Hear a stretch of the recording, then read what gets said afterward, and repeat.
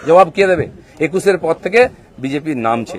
19 সালে BJP 41% vote পেয়েছিল এবং আজ অনেক নেতা আমাদের পার্টিতে তার বিরুদ্ধে লড়াই করে আমরা পার্টিকে বাড়িয়েছিলাম। অনেকে প্রশ্ন করছেন 41% ভোট আর 121টা বিধানসভায় আমরা লিড নিয়েছিলাম।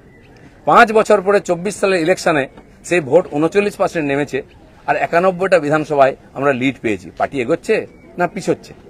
আমরা হার জিততে ভুলে গেছি 21 সালের পরে। প্রশ্ন করুন, পাবলিক প্রশ্ন করছে। দিলীপ ঘোষের এটাই প্রশ্ন আছে। যারা আমাকে প্রশ্ন করছেন আমি তাদের দিকে প্রশ্ন করছি।